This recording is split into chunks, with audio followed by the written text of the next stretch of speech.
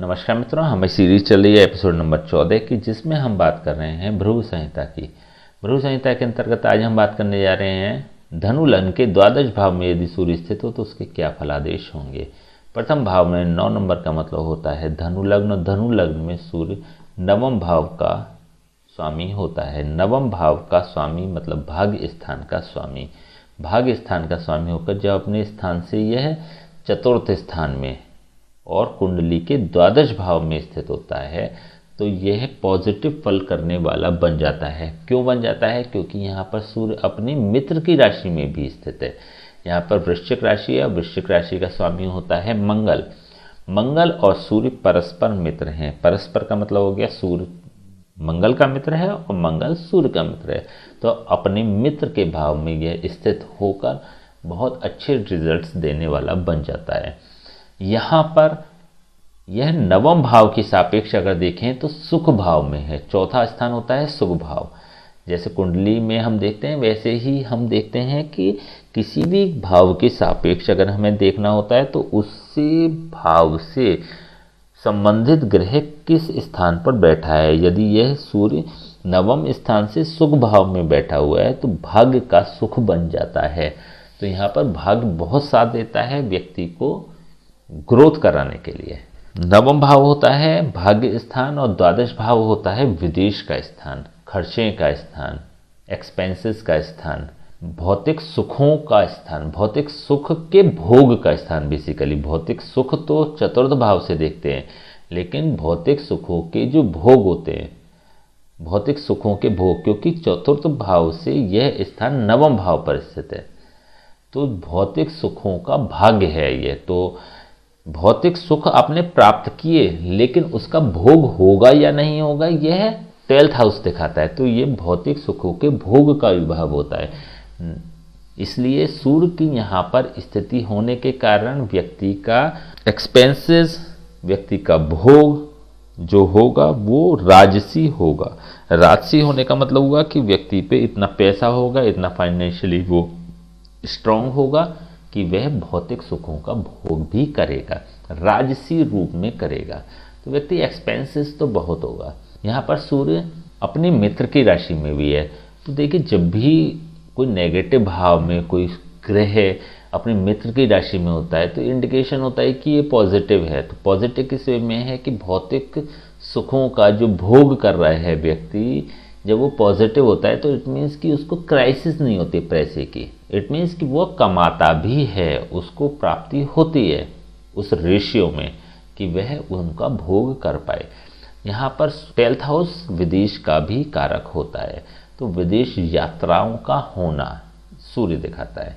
तो व्यक्ति की विदेश की यात्राएं रहेंगी, विदेश में कहीं ना कहीं उसको सोर्स ऑफ इनकम भी बन सकती है। तो यहाँ पर यह सूर्य पॉजिटिव इफेक्ट्स वाला बन जाता है। सूर्य की यहाँ से सीधी दृष्टि छठे भाव पर भी है।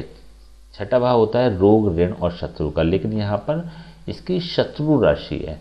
देखिए, सूर्य की दृष्टि पोषण करने वाली दृष्टि होती है, हम बार बार बात कर रहे हैं। तो यहाँ से जब यह अपने मित्र की राशि में बैठकर बलवान बनकर अपनी छठे भाव की राशि को देखता है तो पोषण प्रदान करने वाला बनता है। लेकिन यहाँ पर इसकी नेगेटिव राशि है। नेगेटिव से मतलब हो गया इसकी शत्रु राशि है, शुक्र की राशि है। वृष राशि होती है शुक्र की, और शुक्र की राशि पर जब ये दृष्टि देता है तो इसकी जो दृष्टि होती है वो पोषण प्रदान करने वाली नहीं होगी। न तो ये पोषण प्रदान करने वाली दृष्टि प्रदान करेगा, न ही छठा भाव इसको स्वीकार करेगा। तो रोग, ऋण और शत्रुओं का दमन करने वाला बन जाता है। अगर यहाँ पे इसकी मित्र राशि होती तो इसको एनहेंस करने वाला होता है, इसको पोषण प्रदान करने वाला होता है। व्यक्ति के रोग, ऋण और शत्रुओं की अधिकता होती है, लेकिन यहाँ पर ऐसा नहीं है।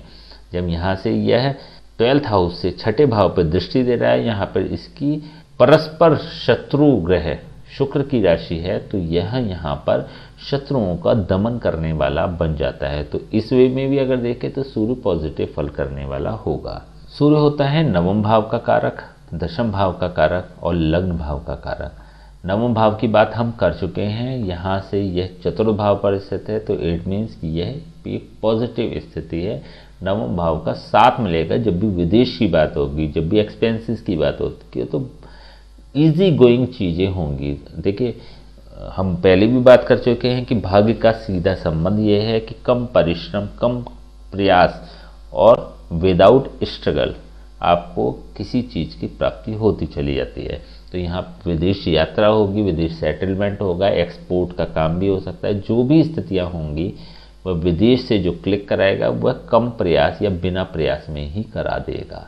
तो यहाँ नवम भाव के सापेक्ष यह शुभ स्थिति है। दशम भाव के यदि सापेक्ष देखें तो यह सूर्य अपने भाव से तृतीय भाव पर है। तृतीय भाव होता है परिश्रम का, मेहनत का, प्रयास का। तो यहाँ पे प्रोफेशनली सेटल्ड होने में प्रयास करना पड़ेगा।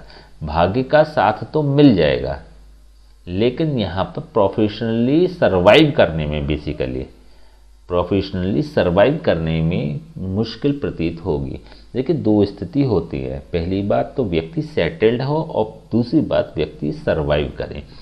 किसी जॉब के लिए प्रयासरत हैं, उसमें आपको मेहनत नहीं करनी पड़ेगी, आपको कम प्रयासों में सफलता मिल जाएगी। जॉब आपको मिल गई, एक बात खत्म हुई। अब दूसरी बात, उसमें सर्वाइव जब करने की बारी आती है तो उसमें संघर्ष की स्थिति होती है। जॉब करने के बाद आपको लगता है कि ये टफ जॉब है, तब ऐसी स्थिति में उसमें आपको सर्वाइव करना पड़ता है। तो यहाँ पर अगर देखें तो दशम भाव के सापेक्ष जो स्थिति है ये बहुत शुभ नहीं है, क्योंकि यहाँ से ये तृतीय भाव में है। लेकिन क्योंकि अपने मित्र की राशि में है तो कैरी तो व्यक्ति करेगा। देखिए, अब जॉब मिलने के बाद आपने ये सोचा कि थोड़ा सा टफ है जॉब, लेकिन आप सर्वाइव करेंगे। सर्वाइव तो आपको करना ही पड़ेगा, क्योंकि कहीं ना कहीं जो जॉब का जो वेटेज होगी वो इतनी होगी कि आप उसको छोड़ नहीं पाएंगे, छोड़ेंगे नहीं। तो ऐसी स्थिति में अगर देखें, या फिर कुछ कंडीशंस भी हो, परिस्थिति भी हो कि आप न छोड़ना चाहते हैं, लेकिन आपको भय है इस बात का कि कहीं निकाल ना दिए जाएं या छूट ना जाए, तो ऐसी स्थिति क्रिएट नहीं होगी, क्योंकि यहाँ से यह अपनी मित्र की राशि में भी स्थित है। तीसरी हम बात करते हैं लग्न भाव। लग्न भाव से यह द्वादश भाव में स्थित है।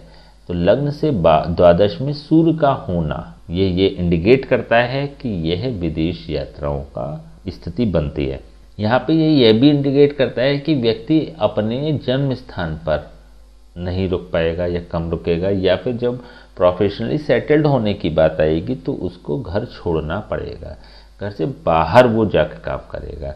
तो यहाँ पर ये इंडिकेशन है जब लग्न भाव का स्वामी 12th हाउस में जाता है अथवा लग्न भाव का कारक 12th हाउस में जाता है, तो यह घर से दूर कराने का प्रयास करता है। लेकिन जो मूव होगा घर से बाहर का, जो पलायन होगा वह पॉजिटिव होगा। देखिए, पलायन करना कोई बुरी बात नहीं है आज की डेट में, आज की समय में। पहले एक वक्त था जब व्यक्ति पलायन करता था तो एक नेगेटिव स्थिति समझी जाती थी। दूसरी बात, आज अगर एडमिनिस्ट्रेशन की बात करें, गवर्नमेंट की बात करें, तो गवर्नमेंट भी ये चाहती है कि लोग पलायन ना करें, उनको सुविधाएं उपलब्ध हो अपने स्थान पर। लेकिन जब बड़ी ग्रोथ की बात आती है तो आपको पलायन करना पड़ता है, करना चाहिए।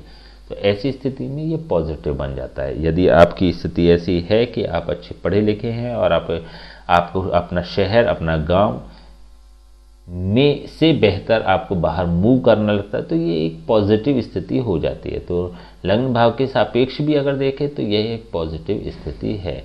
अच्छा, दूसरी बात क्या होती है कि लग्न भाव का जो स्वामी है वह सूर्य का मित्र है। तो ऐसी स्थिति में लग्न भाव का स्वामी जब सूर्य का मित्र होता है तो ये लग्न को भी सपोर्ट करने वाला बन जाता है। तो इस परिप्रेक्ष्य में भी देखें तो ये एक शुभ स्थिति है। जब हम किसी भी ग्रह की बात करते हैं, मान लीजिए हमने सूर्य की बात करी, तो सूर्य की जब हम स्थिति को देखेंगे ना, तो हमें ये भी देखना जरूरी होता है कि लग्न से सूर्य का संबंध क्या है। लग्न का स्वामी यहाँ पर गुरु है और यहाँ पे बात हम कर रहे हैं सूर्य की।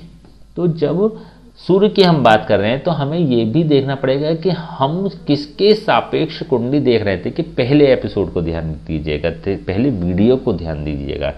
हमने शुरू के 3 या 4 वीडियो आपको दिए थे जिसमें हमने केवल यही बात करी थी कि जब भी आपको कुंडली देखनी होती है तो आप उस कुंडली को किसी न किसी के सापेक्ष देखते हैं। जब भी हमें देखना होता है तो हमें ये देखना होता है कि लग्न के सापेक्ष वो पर्टिकुलर ग्रह किस रिलेशन में है, वो उसका मित्र है, वो उसका शत्रु है, या फिर उस ग्रह से सम है। तो यहाँ पर सूर्य गुरु का मित्र है और परस्पर मित्र है। परस्पर का मतलब हो गया सूर्य गुरु का मित्र है और गुरु सूर्य का मित्र है। तो परस्पर मित्रता वाली जो स्थिति होती है वो एक दूसरे को सपोर्ट करने वाली बन जाती है। तो इस स्थिति में भी देखें तो भी ये सूर्य एक पॉजिटिव फल प्रदान करने वाला बन रहा है। चलिए अब हम इसके उपाय की बात कर लेते हैं। 12th हाउस का सूर्य अपनी ही राशि में एक पॉजिटिव स्थिति में दिखाई दे रहा है। देखिए आज के परिप्रेक्ष्य में, ये हम जरूर जोड़ेंगे कि हम आज के परिप्रेक्ष्य में बात कर रहे हैं, आज के माहौल की हम बात कर रहे हैं। इन जनरल अगर देखें, पुराने ग्रंथों की अगर बात करें, हम विशेष रूप से भृगु संहिता की बात करते हैं, तो वहाँ पे ये स्थितियाँ इतनी पॉजिटिव नहीं थी। जब लिटरेचर लिखे गए तो वो स्थितियाँ पॉजिटिव नहीं थी, क्योंकि हम अभी रिसेंटली बात कर चुके हैं कि पलायन अच्छी बात नहीं होती थी। पलायन का होना कोई बहुत अच्छी बात नहीं हुआ करती थी। जैसे भगवान श्री राम ने पलायन किया, अपने राज्य को छोड़ा, तो ये एक अच्छी स्थितियाँ नहीं होती थी। भगवान कृष्ण ने गोकुल छोड़ा या मथुरा छोड़ा, तो ये बहुत अच्छी स्थितियाँ नहीं होती थी। तो पलायन बहुत अच्छी स्थिति नहीं होती थी। अपने घर में, अपने स्थान पर अगर चीज़ें अवेलेबल होती हैं तो ये एक अच्छी पॉजिटिव स्थिति होती है। लेकिन जब पलायन ग्रोथ वाला होता है तो ये एक पॉजिटिव स्थिति बन जाती है। तो आज के परिप्रेक्ष्य में ये दिखाई देता है ऐसी स्थिति में कि पलायन जो होगा वो पॉजिटिव एस्पेक्ट्स में होगा। तो यहाँ पर ये सूर्य पॉजिटिव है। तो उपाय की जहाँ तक हम बात करते हैं, तो यहाँ पर सूर्य के आप किसी ब्राह्मण से जाप और हवन करा सकते हैं, जिससे कि इसके नेगेटिव कंटेंट्स खत्म हो जाएंगे। नेगेटिव कंटेंट्स खत्म होंगे क्यों? क्योंकि यहाँ पर सूर्य 12th हाउस में बैठकर इससे भी रिलेटेड, 12th हाउस से भी रिलेटेड नेगेटिव फल प्रदान करता है। देखिए 9th हाउस का स्वामी जो एक शुभ है, हमने पिछले वाले वीडियो में भी ये बात करी थी कि जब शुभ भाव का स्वामी अशुभ भाव में बैठा है, क्योंकि यहाँ पर अशुभ भाव क्यों हो रहा है? त्रिक स्थान है। त्रिक स्थान 6, 8 और 12 तीनों त्रिक स्थान होते हैं ना। तो त्रिक स्थान में जब हमने भावों के सिद्धांतों की बात करी थी तो हमने विशेष रूप से इसकी चर्चा करी थी। त्रिक स्थान का स्वामी, त्रिक स्थान में सूर्य का बैठना एक नेगेटिव स्थिति होती है। तो शुभ भाव का स्वामी जब अशुभ भाव में बैठता है तो अपनी शुभता अशुभ भाव में दे देता है और खुद अशुभ हो जाता है। तो यहाँ पर सूर्य पॉजिटिव भाव का स्वामी होकर अपने जितने भी पॉजिटिविटी वाले कंटेंट्स हैं वो 12th हाउस को देकर 12th हाउस को तो शुभ कर दे रहा है और खुद अशुभ हो रहा है। तो यहाँ पर सूर्य की अशुभता को खत्म करने के लिए इसके समय समय पर जाप और हवन कराए जाएं। देखिए यह सूर्य 22 साल की एज तक तो इफेक्ट देगा ही, 22 साल की उम्र तक तो यह संघर्ष कराएगा ही, आपको भी कराएगा और आपके पिता को भी कराएगा। तो दोनों स्थितियों में संघर्ष कराने वाला होगा, लेकिन 22+ के बाद यह पॉजिटिव फल प्रदान करने वाला बनेगा। या सूर्य की महादशा अगर बीच में आ जाती है तब भी ये नेगेटिविटी थोड़ी सी दे सकता है। तो ऐसी स्थिति में किसी ब्राह्मण से सूर्य के जाप और हवन कराए जाएंगे तो ये शुभ प्रभाव देने वाला होगा।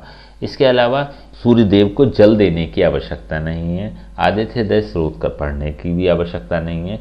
केवल किसी ब्राह्मण से जाप और हवन कराएं, स्वयं नहीं करने हैं। अगर आपको ऐसा लगता है कि आपके एक्सपेंसेस बहुत बढ़ चुके हैं और अन्य ग्रहों की स्थितियाँ ऐसी हैं कि आपकी सोर्स ऑफ इनकम नहीं है, तो फिर आप इसको मूव कर सकते हैं। फिर आप इसको मूव करने के लिए सबसे अच्छा जो साधन होगा वो ये होगा कि 43 डेज आप गेहूं के साथ मंदिर में प्रवेश करें, जिससे कि ये 9th हाउस को क्लिक करने लगेगा और 12th हाउस के इसके प्रभाव समाप्त होंगे, आपके खर्चे रुक जाएंगे। या फिर सोर्स ऑफ इनकम भी होगी जो जनरेट होगी वो आपके खर्चों के हिसाब से जनरेट हो जाएगी। तो ये किया जा सकता है। ये भी तब उस स्थिति में जब आपको लगता है कि आपके खर्चे मीट आउट नहीं हो रहे हैं, आपके एक्सपेंसेस ओवर एक्सपेंसेस में जनरेट हो रहे हैं, क्रिएट हो रहे हैं। एक स्थिति ये भी हो सकती है इसको सूर्य को पॉजिटिव करने की कि गले में माड़िक अथवा सूर्य यंत्र धारण कर लें, जिससे कि ये लग्न भाव को क्लिक करने लगेगा और 12th हाउस से इसके प्रभाव समाप्त होंगे। तो इसमें से दोनों में से आप देख लीजिएगा कि कौन से भाव में मूव कराना बेटर है।